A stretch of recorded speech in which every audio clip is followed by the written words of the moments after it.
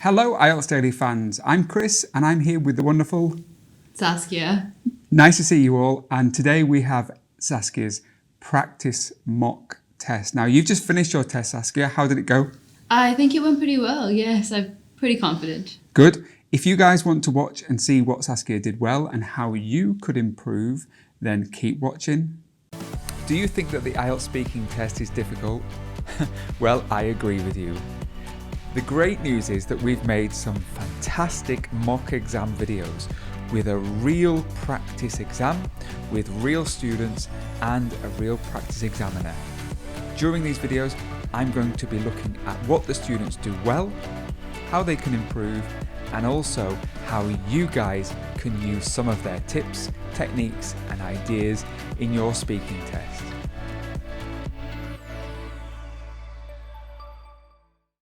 Ladies and gentlemen, welcome back. It is Chris from IELTS Daily and I'm here to help you pass your IELTS speaking test. We have another mock exam video for you today with a practice examiner and a practice student.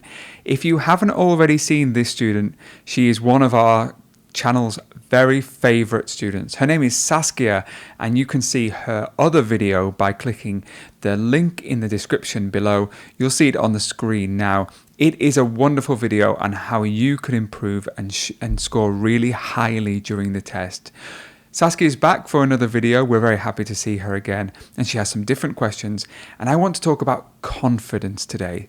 One of the most important things when you're sitting the test is to feel confident about the way you're speaking. IELTS is about speaking naturally. You don't have to show off or try to speak with really high level words. Your language, and this is from the band descriptors, needs to be natural with some less common words, idiomatic words. But for the most part, you just have to give reasons for your answers, speak fluently without stopping, and try to vary your language as much as possible. So we have Saskia for her second mock test today. Let's see how she does. Hello and welcome to this practice exam conducted by IELTS Daily. My name is Maddie and I'm your practice examiner. The questions in this test are designed to simulate the IELTS speaking test. Let's start. What's your first name, please? Saskia. Thanks, Saskia. At the beginning of the IELTS test, you'll be required to provide an ID, but as this is a practice test, we don't need to do that today. I want to begin by talking about you. Do you have a large family? I don't actually. It's just myself and my brother, so it's very tight-knit. Mm-hmm. And how often do you speak to your family? Every day I make sure to call my parents, both my mom and my dad, at least once a day, and my brother and I are very close, so I'm actually going over to see him after this. Because of the distance, I make it a point to call them every day so we don't feel such a large gap. What do you think about the language tight-knit? Great high-level idiomatic language there. Saskia uses it naturally during her speech. She says, we're a tight-knit family. So it's a description which says that they are very close. You'll see it in the description below. A tight-knit family. Okay, let's move on to the topic of water. Do you drink a lot of water? I try to. I know you're supposed to have like 6 liters a day. That does not happen. But I try to keep a bottle on me as much as possible. And do you ever drink bottled water? I do, yes. Because in Sri Lanka, where I grew up, you don't actually drink water from the tap. You can't. You will get sick. But yeah, so I do drink quite a bit of bottled water. Now I want to talk about the sky. Do you like to look at the sky? I do. It's very peaceful and just calming to look at the sky. Do you prefer to look at the sky during the day or the night? If you're not in the city, I think the night sky is stunning because you don't have the light pollution, so you just see a lot of stars and it's just beautiful. But if you are in the city, I can see why the sky during the day is a lot more pleasing. Okay, so we're talking about confidence today. Saskia comes across as a very confident person. She answers the questions very naturally. However, and this is an area where Saskia could maybe improve, occasionally some of the questions she answers are a little bit short. when she gives the answer, she probably could elaborate a little bit more. So we talked about drinking bottled water, and she just said, "Yes, I do." And then she kind of felt the need afterwards to explain a little bit more. She didn't push herself quite as much. But then she spoke at length about the next topic. So just make sure that for every question that you answer, try to speak as much as possible.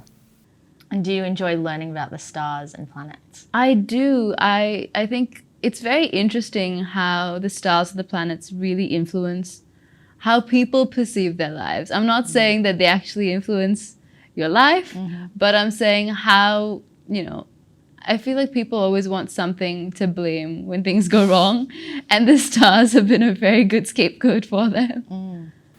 The stars have been a very good scapegoat for them. To be a scapegoat for something. Lovely, lovely language. She speaks really naturally. She's talking as though she's talking to a friend. She's sitting back in her chair. She's looking directly at the examiner. Great body language. It won't help you in your test, but it might make you feel a little bit more relaxed and confident in yourself. Good job. Great. I'm going to give you a topic and I'd like you to talk about it for 1 to 2 minutes. Before you talk, you'll have 1 minute to think about what you're going to say, and you can make notes if you wish. Here is a paper and pencil for making notes. Thank you. And here is your topic. I would like you to describe an older person who has inspired you.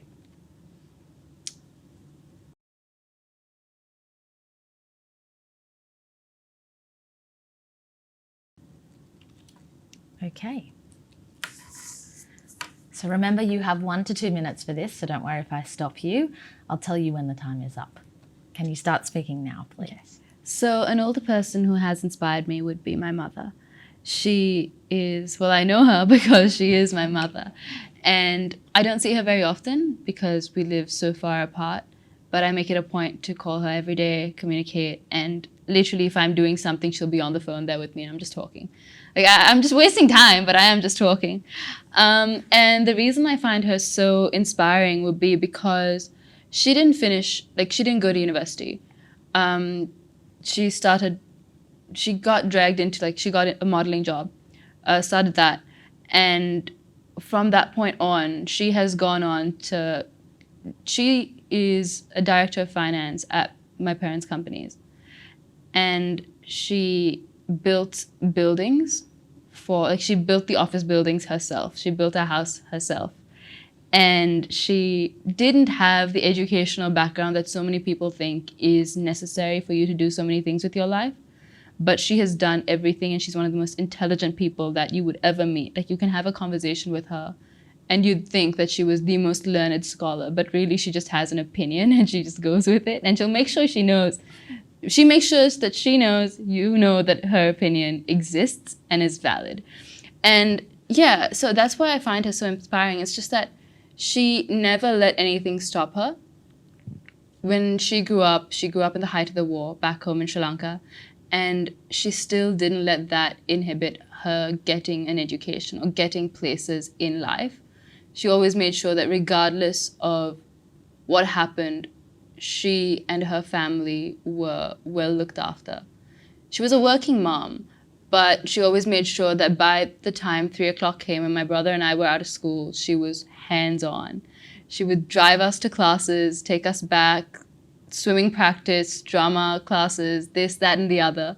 And she was very, very involved, which with a working mom you don't always expect. Great. Thank you.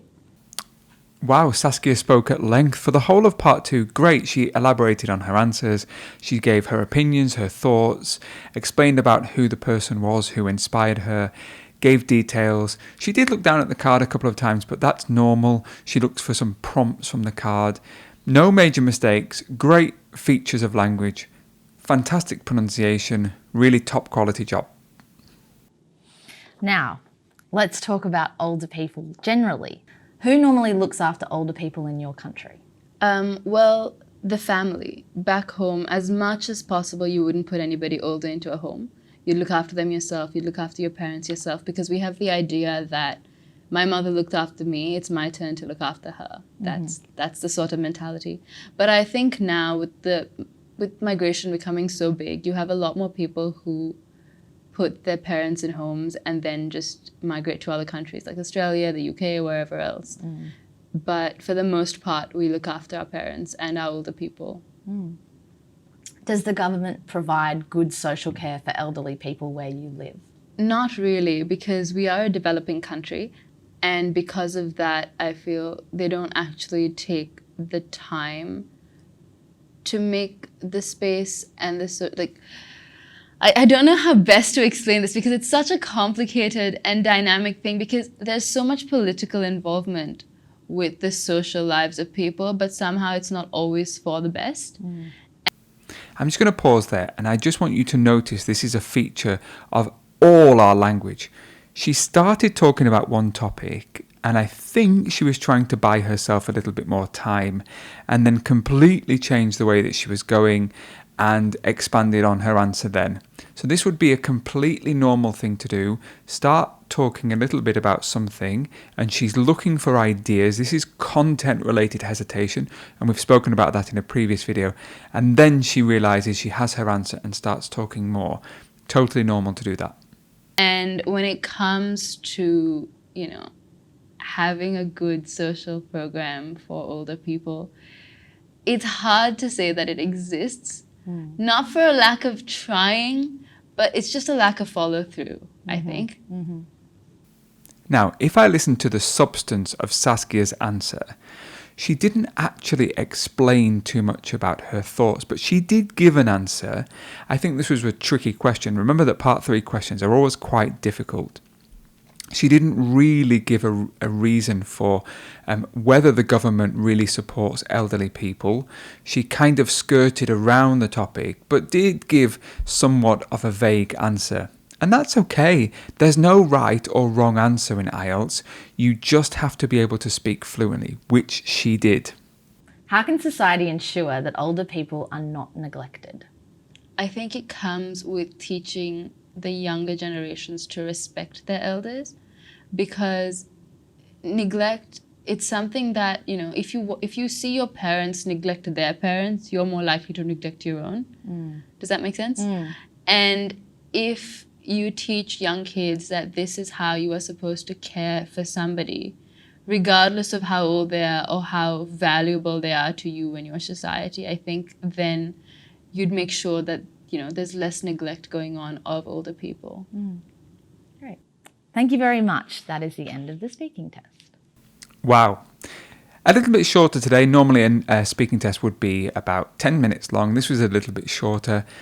It was a mock test, a practice test. What did you think of Saskia in her speech? I was really thoroughly impressed. She speaks so well, so confidently. And remember we talked about confidence today. She answers really naturally. Sometimes you'll find her looking up, looking for ideas, but that's completely normal. Remember on the test day, you're going to be nervous and you're going to be facing the examiner that maybe doesn't give you any emotions back. So don't be put off by that. Try to just speak as naturally and as honestly as possible. I was really impressed, and I think a typical examiner in this particular case would score 9 for fluency and coherence. She spoke at length. 9 for lexical resource, 9 for grammatical range and accuracy, and 9 for pronunciation. This was an example of an excellent band 9 speaking answer. So well done to Saskia. If you watched her previous video, she did make a small pronunciation mistake, and lots of people said, how can the examiner be so strict in pronunciation? Well, that's just how the test works, I'm afraid. So be prepared for a really strict examiner. Today, Saskia did fantastically well, so good job to her. If you like these videos, please share them with your friends. Come back and watch more. We have lots of vocabulary and ideas generation videos that you can watch on our YouTube channel. We'll see you in the next video. Take care of yourselves. Bye for now.